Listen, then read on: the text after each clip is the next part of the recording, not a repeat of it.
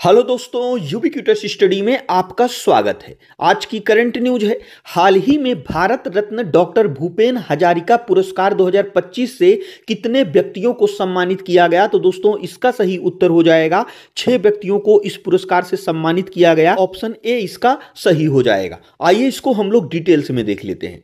दोस्तों, डॉक्टर भूपेन हजारिका राष्ट्रीय पुरस्कार 2025, जिसे भारत रत्न डॉक्टर भूपेन हजारिका राष्ट्रीय पुरस्कार के नाम से भी जाना जाता है, 3 नवंबर 2025 को गुवाहाटी, असम में प्रदान किया गया। यह पुरस्कार पुणे स्थित संस्था सरहद द्वारा डॉक्टर भूपेन हजारिका के जन्म शती वर्ष 1926 से 2026 के उपलक्ष्य में आयोजित एक समारोह में दिया गया।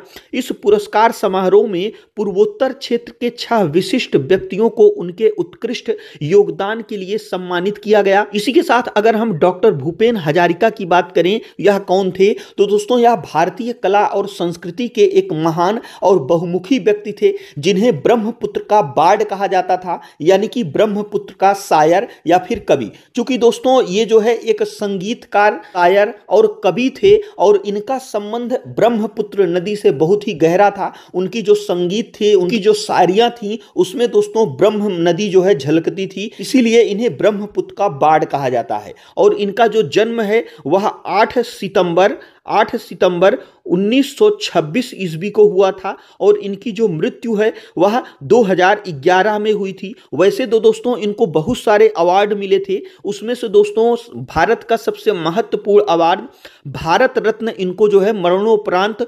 2019 में प्रदान किया गया था। तो दोस्तों महाराष्ट्र के पुणे में एक संस्था है सरहद, यही दोस्तों सरहद संस्था इस पुरस्कार की जो है शुरुआत की थी। और अगर हम विजेताओं की सूची की बात करें कि यानी जो ये 6 विजेता हैं वे कौन कौन से हैं जो इनको यह पुरस्कार मिला है। एक चीज दोस्तों और याद रखिएगा डॉक्टर भूपेन हजारिका पुरस्कार के बारे में, तो यह जो पुरस्कार है यह दोस्तों मुख्य रूप से जो पूर्वोत्तर के राज्य हैं वहां के जो व्यक्ति होते हैं, अपने क्षेत्र में जो अच्छा काम करते हैं साहित्य वगैरह के क्षेत्र में, तो उन्हीं को यह पुरस्कार दिया जाता है। तो दोस्तों यह पुरस्कार पूर्वोत्तर भारत की कला, संस्कृति, साहित्य और सामाजिक सद्भाव को बढ़ावा देने वाले प्रमुख व्यक्तियों को प्रदान किया जाता है।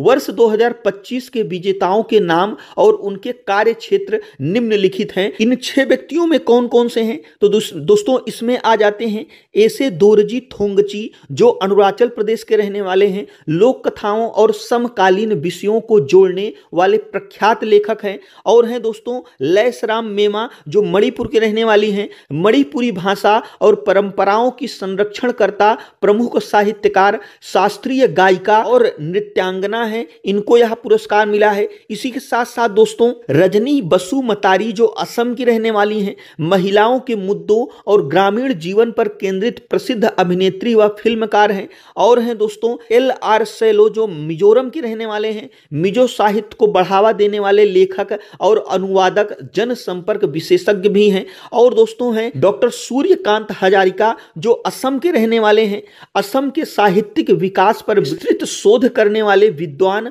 व सांस्कृतिक इतिहासकार हैं। और दोस्तों जो लास्ट में हैं प्रोफेसर डेविड R CM लीहे, जो मेघालय के रहने वाले हैं, पूर्वोत्तर की पहचान और इतिहास पर अपने अकादमिक कार्यों के लिए प्रसिद्ध इतिहासकार एवं पूर्व UPSC अध्यक्ष। 6 व्यक्तियों को यह पुरस्कार मिला है। अब दोस्तों अगर हम पुरस्कार के बारे में मुख्य तथ्यों की बात करें, आयोजक जो संस्था है, अभी हमने इसकी चर्चा की, सरहद, जो पुणे में स्थित है।